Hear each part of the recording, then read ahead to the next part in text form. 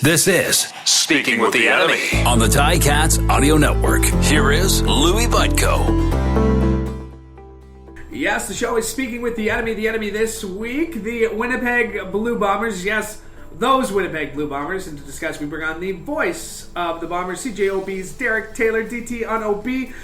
Let me get a real tough one at you. We know the West MOP will very likely come from the Winnipeg Blue Bombers. If you were to vote right now, who has your vote? Is it Zach Collaros or Brady Oliveira?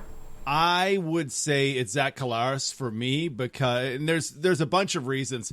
One of them would be what I just believe about the running back position in the Canadian Football League and how it's dependent on other stuff. Brady is having a fantastic season.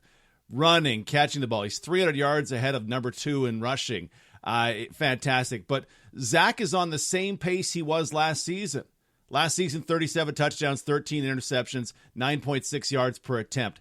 This season, through 13 games played by the Bombers, on pace for 37 touchdowns, 14 interceptions, one more, 10.6 yards per attempt. 9 yards per attempt is a nice number. 10 yards per attempt is Nathan Rourke last year kind of numbers. That Collaros and Chad Kelly are both well over 10 yards per attempt is ridiculous. Ridiculous. Collaros is to me every bit as good as he was last season. There have been more pick sixes, but there were fumble sixes last season, right? So I think it would be Zach, but the voting from Winnipeg is going to be very interesting because barring, BC finishing first in the West, the guy who represents the Bombers, I think represents the West for MOP. Yeah, and I know the football writers there in Winnipeg certainly opinionated, so I'm sure there's going to be some heated discussions on the topic in the coming weeks for sure. Back to Zach Collaros. This week, it's Hall of Fame week, and I think it's only fitting that Zach Collaros is coming back, a 2-time MOP. Has he cemented his legacy as a Hall of Famer in this league? Is he a Canadian Football Hall of Famer? I think he is. I mean, the Bombers are the favorite to go to a Grey Cup for a 4th straight year. He's the driving factor behind all that. Oh, by the way, that 2015 season in Hamilton, if he played 1 more game, 2 more games, he's probably the MOP that year. Like, he's been good for a long, long time. And this run of success, which could lead to 2024 and a 2025 Grey Cup appearance at home in Winnipeg. There's still more runway for the Bombers to play with as far as years to go. I think he absolutely is. I think since I started doing games in Sask in 19, I thought Zach was the best quarterback in the Canadian Football League. Okay, maybe 19 was a little tough to justify coming off of 18 and with Michael Riley and Bo Levi Mitchell having their seasons. But I think this season I assumed he was going to be the best quarterback in the league. He's done nothing to disprove that. So, yeah, he's absolutely on that track. If he retires at the end of this season, and I hope he doesn't, I think he is in the Hall of Fame. You and I have talked about this a couple of times, just the career paths of, let's say all 3 of us. Really, let's put all 3 of us in this category here, of where we were that week 1 start, where Zach Collaros and Simone Lawrence and that incident and where you were, where I was. It really is incredible. And one of those moments that, transcends sports. There was this time where we thought, is that it for Zach Collaros? And what he has done since then, and I know this podcast is not just about praising one guy, and we've done a lot of that to start the show, but really it's incredible to see how this guy has turned it around and the leader he has become on and off the field. Yeah, I don't want to give any free tips to the Ticats Audio Network here, but the documentary of the butterfly effect of Simone Lawrence's hit on Zach Collaros in the first game on the 3rd offensive play, was it, of 2019, and you think about all the things that have happened since then. Simone's gone on to an impressive career, but Zach went to Toronto, then to Winnipeg, and took them to 3 straight Grey Cups. Cody Fajardo became the star in Saskatchewan, became a millionaire off of that, and the ripple effects. There's so many effects of that, how it affected Nick Arbuckle later. Man, a lot of stuff emanated from just that one hit. And you're right, like, Saskatchewan, puts him on the 6-game injured list, and when he's ready to come back, Fajardo had been fantastic filling in, so they went, you know what, we're going to have to trade you to Toronto.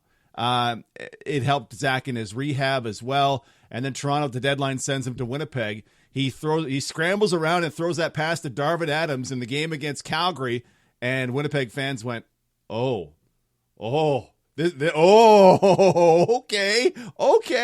19 Grey Cup, 21 Grey Cup, back to the Grey Cup in 2022. The favorites to come out of the West in 2023. It's incredible, and a testament to him, right? Because last season he took a headshot in week. Was it the week 1 game against Ottawa? The injury spotter, pulls him out of the game, and we went, is this a thing? He takes a shot from Coney Ely a few weeks ago this season. He missed a game. Is this the one we've been fearing for 3 years? Nope. Zach's good to go. The injury problems are well behind him. At least the head injury problems well behind him, and he's gone on to be, exactly what Hamilton Tiger Cats fans saw 8 years ago. Okay, I thought you were going a different direction with that one, so I was gonna cut you off. Exactly what Hamilton Tiger Cats fans thought, and then I thought you were gonna. Anyway, we'll move on. Obviously, Bombers coming off a big win in the Banjo Bowl last week. What did you see? What were they doing differently in that game? And was that the best they've looked all season? I think it absolutely was the best they looked all season. It was the top offensive point performance in the CFL this year, scoring 51 on a Saskatchewan defense that, yes, they didn't have Pete Robertson, and yes, they didn't have their starting safety, but those aren't bad players. They took advantage of some tendencies that Saskatchewan has. Nick Marshall can be particularly aggressive in spots, and I feel like he misfires on he misjudges where he should be aggressive, and they got him a couple of times on that. They protected Collaros well, and then every receiver was able to get open. So that smells to me like good scheme plus good receivers plus great quarterbacking. And I shouldn't just say good receivers. Like, this is the best receiving core in the Canadian Football League. And all of a sudden, you have, as Steve Daniel put out, for the first time since he started tracking drives back in the 2007 season, 6 touchdowns on 6 offensive possessions in the first half. First time that happened in the history of the Canadian Football League back to 2007. This is what we thought it could be when Lawler joined Schoen and Dembski and Bailey and Wolotarski and man, it was pretty ridiculous. Top 5 scoring games in the Canadian Football League this season. The Bombers offense has 4 of them. How do you defend? Because you're mentioning a murderer's row of receivers, and then the guy we talked about making a case for MOP, and on any other team would likely be the nominee for MOP, and Brady Oliveira. I think he's got 300 rushing yards more than the next guy, who's got another 300 through the air. How do you stop the Winnipeg Blue Bombers defense? Well, I don't don't know. Let me rephrase it. How have teams been successful stopping Winnipeg at points this season? Like BC in week 3, it was 30-6 for BC, and we left that day going, I don't understand how this isn't. How did that happen? They should have won this game they won the rematch. They put up 50 in the rematch. I kind of don't know, right? Because in times where Zach will start the game 1 of 5 for 2 yards or whatever that was in the Labor Day game against Sask, Brady Oliveira was able to run the football. If Brady's lesser able to run the football, well, they're hammering it downfield to 2 all-star receivers and a third guy who's Nick Dembski, who's going to have a career year this season. The offensive line, well, we thought after week 3, Matthew Betts got 3 sacks that game and was blowing kisses to the crowd in Winnipeg, and we hated every bit of it, but we respected the hell out of it. We thought, is the offensive line going to be a problem? Nope, that's great. And now Brady's got all the room to run because the offensive line performance has picked up dramatically. There are no weaknesses on this offense. The one thing, is it just play your soundest football game and hope that variance comes in your favor? Hope that Zach will lose track of the safety Marc-Antoine Dequoy and he can run in a pick 6. Like, Montreal had 2 pick 6s in a game. Is that what other teams have to hope for? In addition to just playing good, solid defense, because you lay off them, they're going to take the underneath you. You press them like BC tried to do the second time around, and they're going to go over top of you and sting you for 50. Outside of injuries and just hoping for variance, I honestly don't know what you do against an offense this powerful. Yeah, Ticats defense will definitely have their hands full. I usually like to wrap up the show by getting an outsider's perspective on what they've seen from the Ticats this year. You've been following this league a long time. I'm sure you weren't expecting. Nobody was expecting Bo Levi Mitchell to go down like he did. From an outsider's perspective, what have you seen from the Ticats this season? I'm enjoying Taylor Powell more and more as it goes along. So that's nice. That's always the fear, right? Is from number 1 to number 2 to number 3. Okay, well, what's that going to look like? Some teams this season are on their 4th quarterback, and you go, oh, okay, well, this could be pretty rough, but that's been good. James Butler hasn't maybe been the impact they want, but Butler is running his butt off. Like, full props to James Butler. I didn't know how that move would work out, and I don't know if it's affected the standings great, but James Butler is a ton of fun to watch. And I'm waiting for the defense. Really has some players I like a lot. Like a lot. Like, please marry my firstborn daughter if I ever had one. A lot, right? That level of out of my cold dead hand, can you have Dylan Wynn, right? Like it just hasn't.